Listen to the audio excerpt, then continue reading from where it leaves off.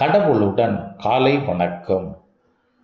புனித மத்தேயு எழுதின செய்தி 14ஆம் அதிகாரம் 22 முதல் 36 வரை உள்ள இறைவார்த்தைகள். அக்காலத்தில் இயேசு கூட்டத்தினரை அவ்விடத்திலிருந்து அனுப்பி கொண்டிருந்தார்.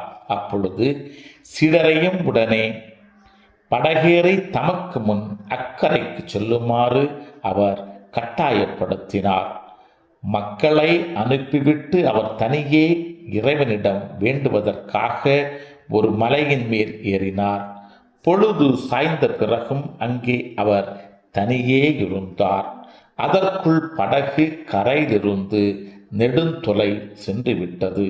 மேலும் எதிர்காற்று அடித்து கொண்டிருந்ததால் அலைகளால் படகு அலக்கழிக்கப்பட்டது. இரவின் 4ஆம் காவல் வேளையில் இயேசு அவர்களை நோக்கி கடல் மீது நடந்து வந்தார். அவர் கடல் மீது நடப்பதைக் கண்ட சீடர் கலங்கி ஐயோ பேய் என அச்சத்தினால் அலறினர்.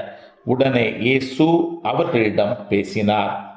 துணிவோடிருங்கள், நான் தான், அஞ்சாதீர்கள் என்றார்.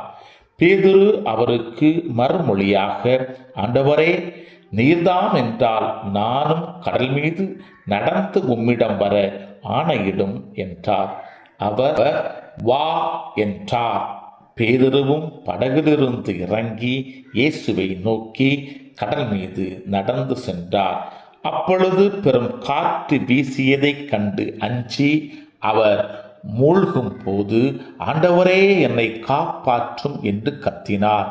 இயேசு உடனே தம் கையை நீட்டி அவரை பிடித்து, நம்பிக்கை குன்றியவனே, ஏன் ஐயம் கொண்டாய் என்றார். அவர் படகில் ஏறியதும் காற்று அடங்கியது. படகில் இருந்தோர் இயேசுவை பணிந்து, உண்மையாகவே நீர் இறைமகன் என்றனர்.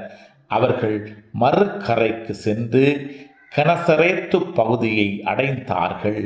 இயேசுவை யாரென்று அறைந்துணர்ந்த அவ்விடத்து மக்கள் சுற்றுப்புறமெங்கும் ஆளனுப்பி எல்லா நோயாளிகளையும் அவரிடம் கொண்டு வந்தனர்.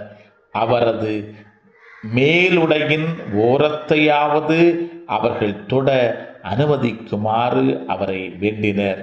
தொட்டவர் யாவரும் நலமடைந்தனர்.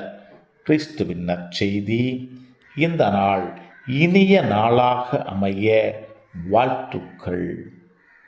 பல பல பல புதுமைகள், பெருமைகள், இனிமைகள் இறங்கிய நல்ல நாள், ஒரு நல்ல நாள், நம் தேவன் தந்த நாள். இது நல்ல நாள், ஒரு நல்ல